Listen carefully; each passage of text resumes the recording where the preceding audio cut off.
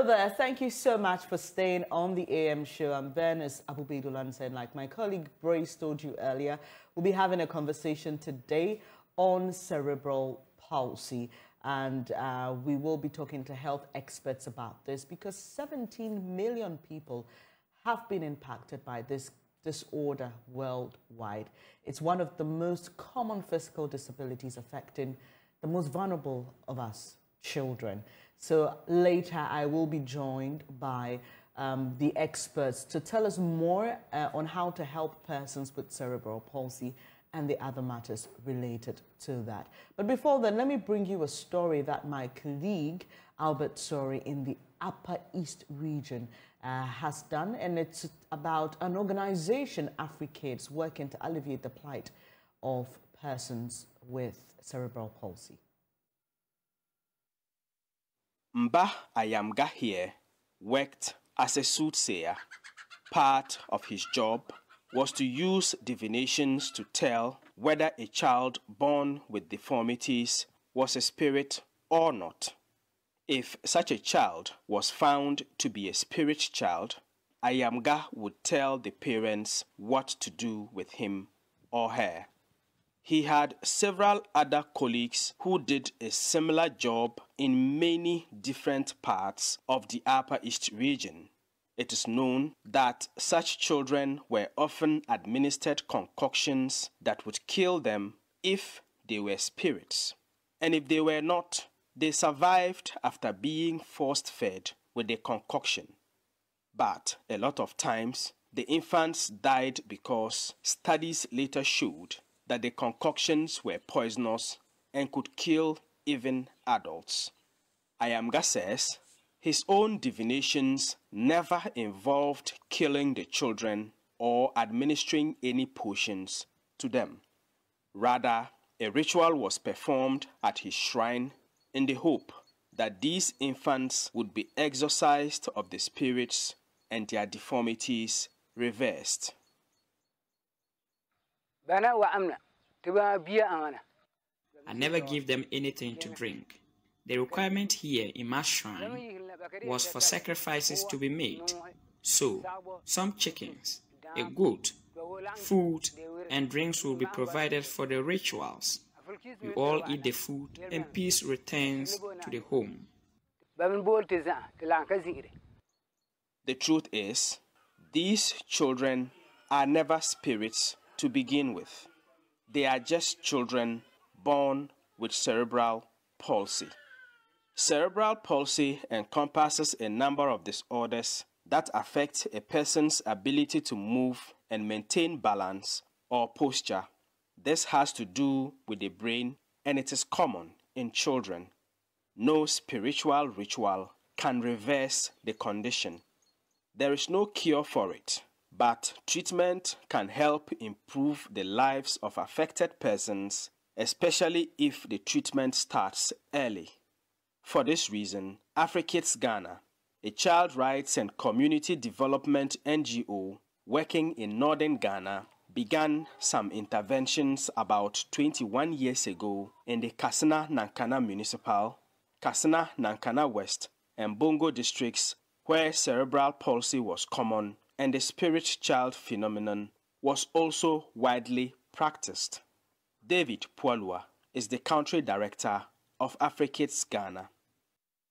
Somewhere in 2012, that was when we jointly marked the end of the spirit child phenomena with the local communities in the Kassena Nankana area. After that event, community members started bringing out children willingly and seeking for support to help rehabilitating these children. Over 80% of the children that were brought to our attention were children who were living with cerebral palsy. And this situation necessitated our launching of a cerebral palsy intervention. We have over the years reached out to over 500 children who are living with the condition. AfriKids Ghana's interventions included community mobilization and advocacy programs, which eventually got the soothsayers or concoction men to abandon their practices of the spirit child phenomenon. These concoction men were provided alternative livelihood support to help them earn a regular income rather than depending on the income they got as practitioners of what could only be described as infanticide. Mbah Ayamga joined the group of reformed concoction men called the Right to Life Promoters and became an advocate for the rights of children with disabilities. He no longer gives spiritual consultations to parents of supposed spirit children. Rather, he fights for their right to life and to be treated with dignity. They gave me goods to rear, money for farming, and a bicycle to help me move around, so I'm able to comfortably fend for myself because the goats have reproduced. We also have an association of former concoction men. We meet regularly to discuss how we can help Africans in their projects. We are enlightened now, so we know they are here to help us. 4 cerebral palsy centers have also been established at Seregu in the Katsina-Nankana West District, as well as Dua, Via, and Few, all in the Bongo District, to give physiotherapy, massages, and paper-based assistive devices to help children with cerebral palsy. We start our interventions by looking at the preventive side of things, where we engage families, we engage mothers, we engage the gatekeepers on how to ensure safe delivery for our mothers. We believe that if the women go through the routine as is being prescribed by the health authorities diligently, the number of children with disability or cerebral palsy or even mortality issues in general would decline. Then beyond that, we organize training sessions for mothers, we organize training sessions for health workers to help them identify signs that usually will show that a child is likely to have cerebral palsy. William Ayambire is a physio trainer giving physiotherapy to children at the AfriKids Ghana Cerebral Palsy Centers. His work has helped improve the mobility of many children who were at the early stages of their lives unable to walk or even sit up. I always do the training, the massaging training, while make devices for the children. And that one enables the children to walk, to sit and crawl. If you don't have any device which will help the children, the getting up will be very hard. That's why I learned how to make devices. For the parents of these children, the Cerebral Palsy Centers have saved them from what used to be enormous burdens, carrying these children from place to place and over long distances in search of non-existent help. This child I am holding was 1.5 years old when I first came to this center. At the time, he could not even sit up, but after going through the treatments, he is now able to walk and eat on his own. He is 5 years old now, so I am hoping to put him in school soon. When I first had this baby, his neck was weak. He could not move or do anything. But since I started coming to this AfriKids Center, his condition has improved. He is able to sit up and get into a crawling position. He is 1 year and 10 months old now, so I know gradually he will start crawling. As the world marks Cerebral Palsy Day on October 6, AfriKids Ghana is calling for an inclusive education policy to help children with the condition in Ghana to have equal opportunity for education just like every other child. the instances where children are turned away because of the conclusion that they have a form of disability, it's unfortunate. And we will want to appeal to each and every one of us who participate in one way or the other towards ensuring that education happens for our children, to look at this in a much more inclusive manner. This year's theme for World Cerebral Palsy Day, a world that's made for everyone, underscores the critical importance of accessibility and inclusion for individuals with cerebral palsy. The focus extends beyond a mere acknowledgement to a commitment to creating a world where everyone, regardless of ability, can actively engage in all facets of society. For Joy News, Albert Sorry, Sirigu, Kasna Nankana West District. Thank you so much for staying on the AM show. And earlier you saw that story put together by our correspondent in the Upper East region. And Albert Sorry has been bringing us that fantastic story. And we want to continue our conversation. I've been joined by David Poalua, he's Country Director, AfriKids, and Dr. Adam Saba, pediatrician at the Volta Regional Hospital. Let me start with you, Dr. Saba, because this is a condition that for many children can be avoided, right? Very much so.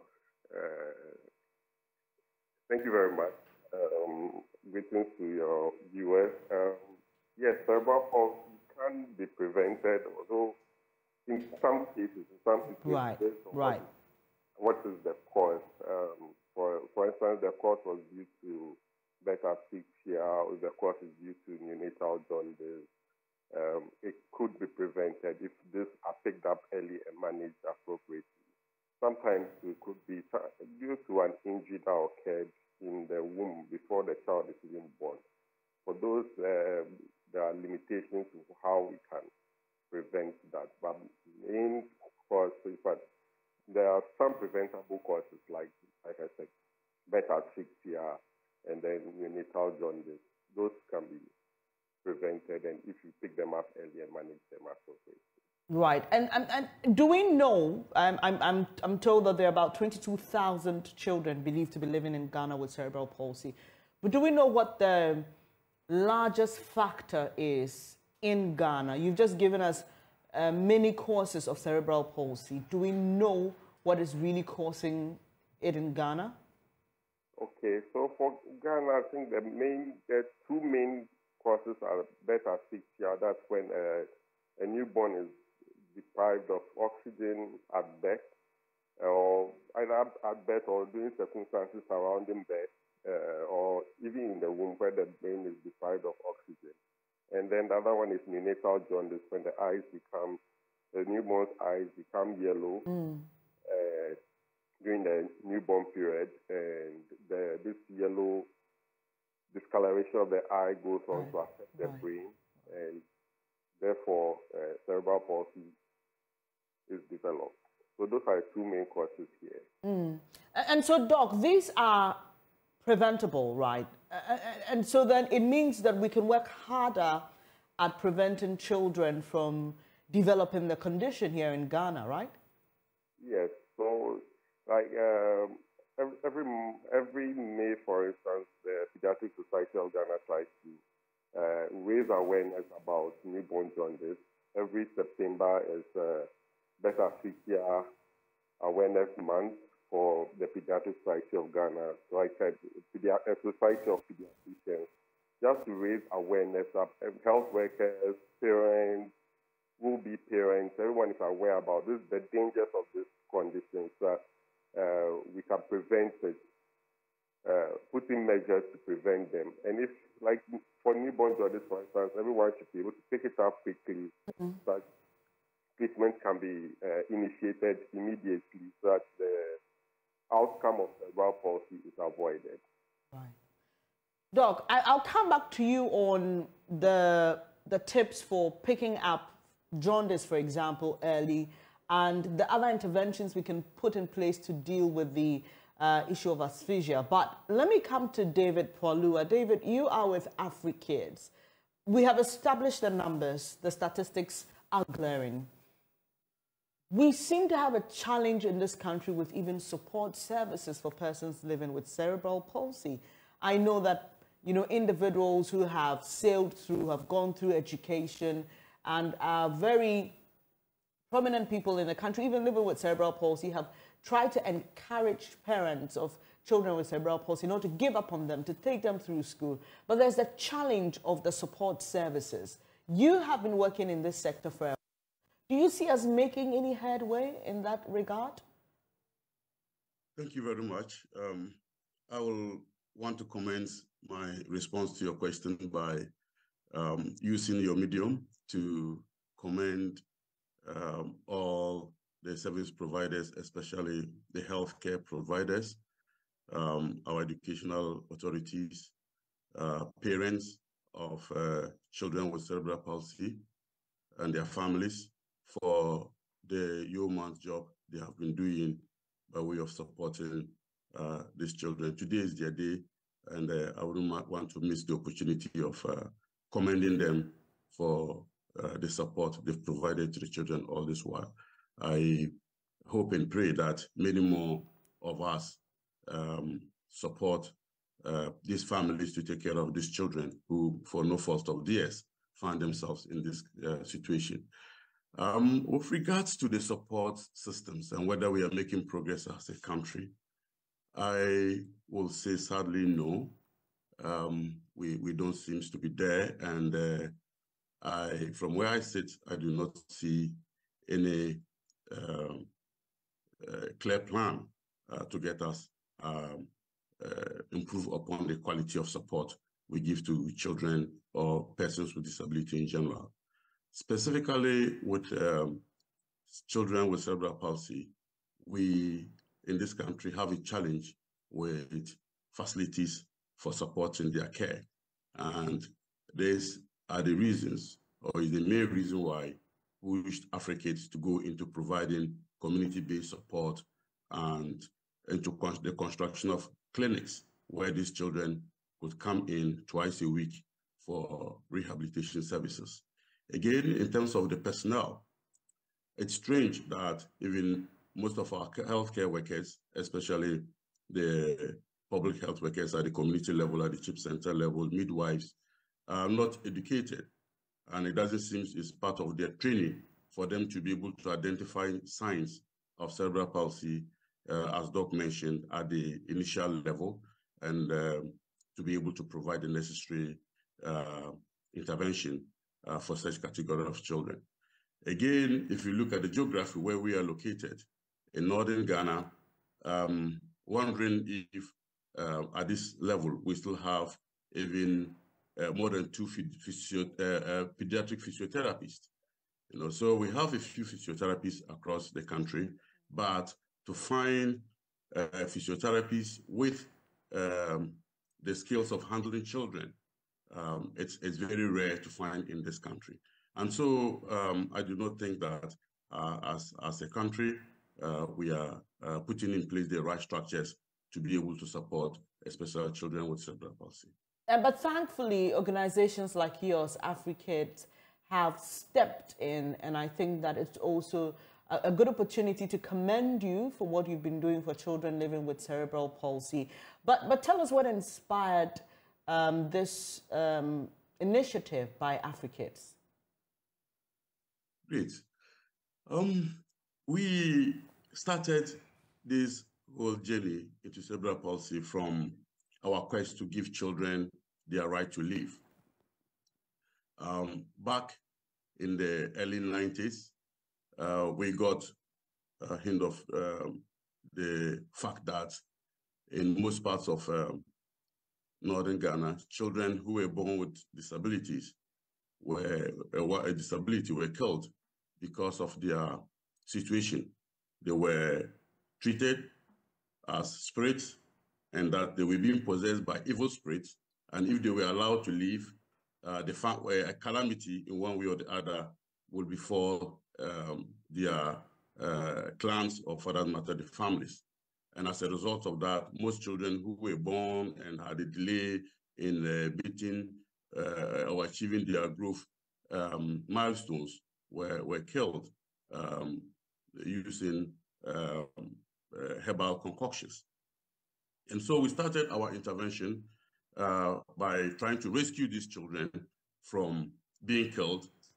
Those days, in a very crude way, you see the Rambo-style approach. When we got wind of the information that a child's life was threatened, we went into the family, picked the child, and took them to safe locations and provided them care to ensure that they survived.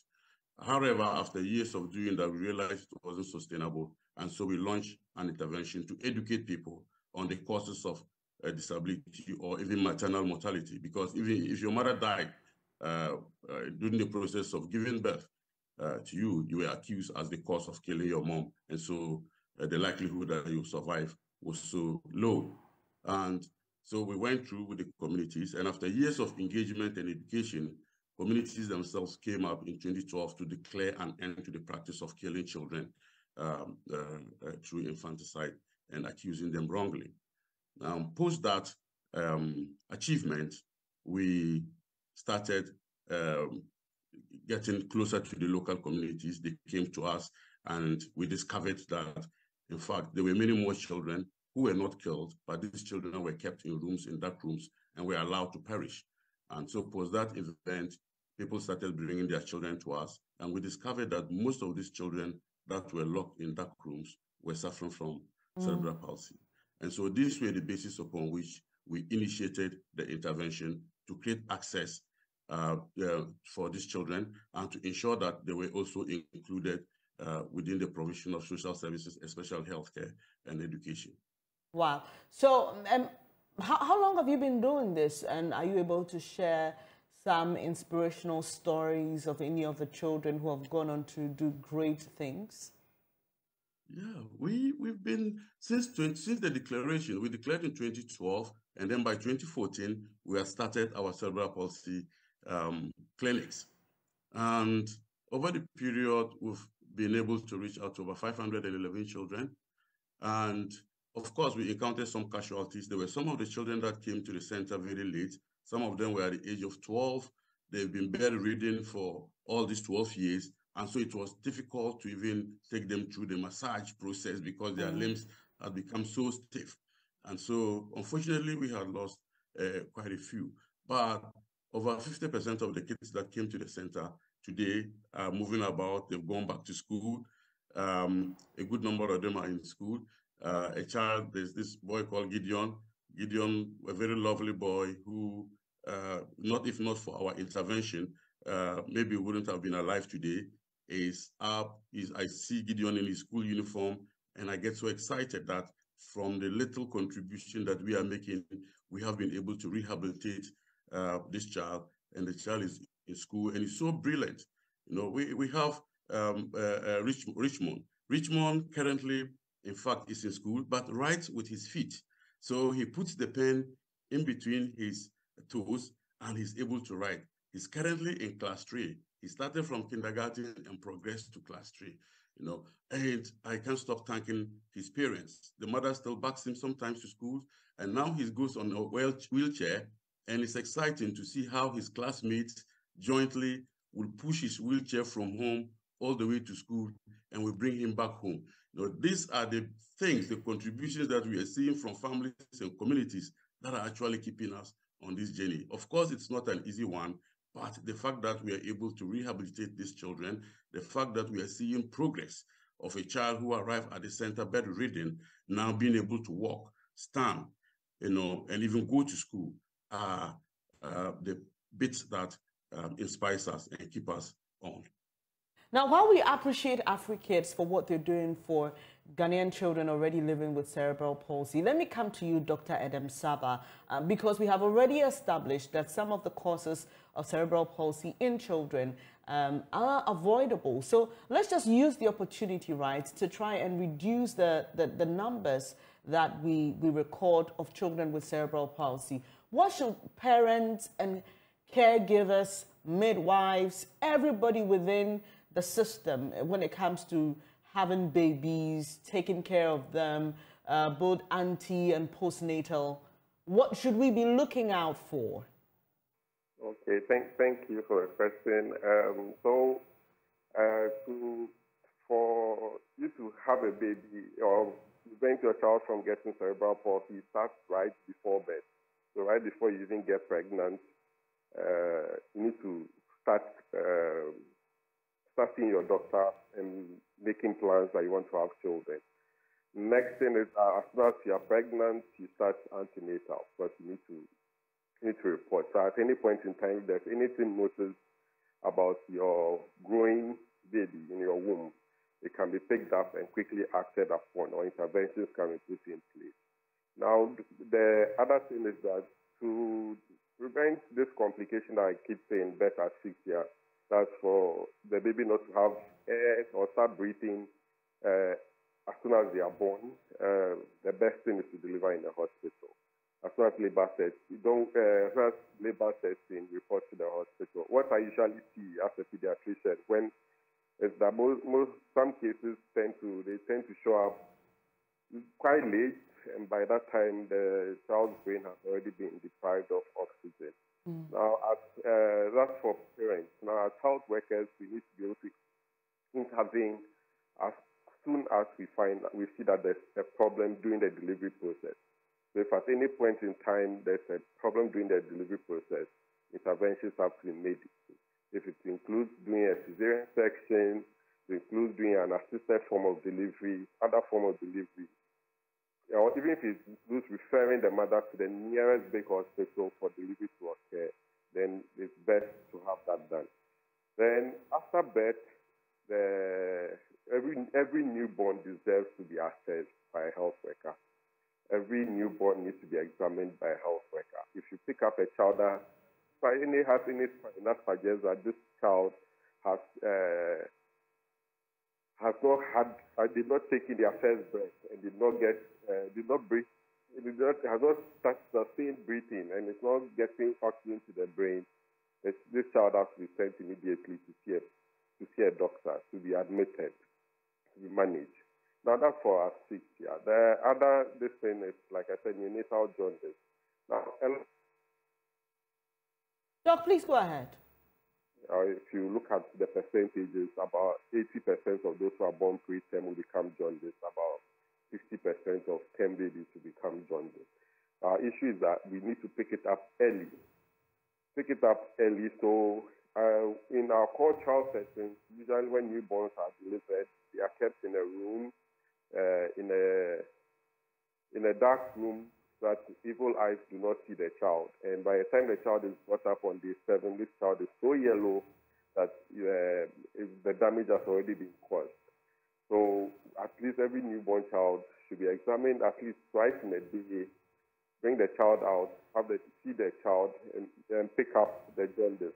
Now, the unfortunate thing is that for some health workers, as my co-panelist said, some healthcare workers don't have the experience when it comes to this type of thing. So when a mother reports to them in the hospital or the health center, or reports to them even at home that the child is jaundice, what they usually say is, oh, just expose the child to the sun or you continue breastfeeding. Please, as soon as you see that a child is jaundice, the child should be immediately referred to a facility that can manage the jaundice. As soon as the child, just as you see it, at any point in time that you see, even if you saw it on the 7th day of life, if you saw it on the 1st day of life, at any point in time that you see, immediately report to the hospital and let's manage the jaundice so it doesn't go on to affect the brain. Yes, and so Doc, even though cerebral palsy largely presents with mobility issues, it is because the integrity of the brain has been affected. So either through asphyxia or jaundice, the main target is the brain, right? Yes. So in asphyxia, oxygen didn't get to the brain. And in jaundice, the yellow pigment that causes the eyes to become yellow, the skin to be yellow, goes to affect a part of the brain that affects movement. So it goes to paint that. that part of the brain also yellow, and then that affects movement as well. It can affect other things apart from movement. It sometimes affects hearing, it can affect vision, it can affect intellectual ability, but in most cases they have the motor movement or the movement disorder first with the added on other developmental. So, Doc, we've tackled one leg of the problem, that is helping parents and caregivers prevent more kids from having cerebral palsy. Now, what do we do for those who already have it? What are the timely interventions that we can put in place to ensure that the situation doesn't get worse or complicated? Thank you. So I think, in fact, I'm excited. I wish after this program I could get in touch with him personally. You'll be of much help where I work. So managing a child with cerebral palsy is multidisciplinary.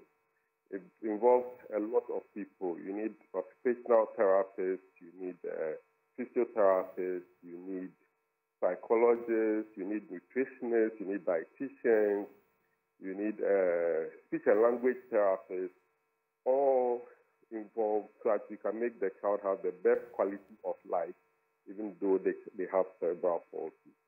The unfortunate thing for us is that we do not have enough of these specialists in our setting. Or if we do, they are concentrated in urban areas, and therefore, where I work, for instance, is a very peri-urban. It's quite far from the main urban area. So it's a lot of traveling time just to get them there. So to improve the quality of life, we need all these people to help us manage this child so they don't get malnourished. They achieve some bit of mobility. For those who have normal intellect, they should be able to go to school. For those who have some intellectual disability, they should be able to at least have a normal quality of life where they are not so fully dependent on the caregiver to carry them everywhere.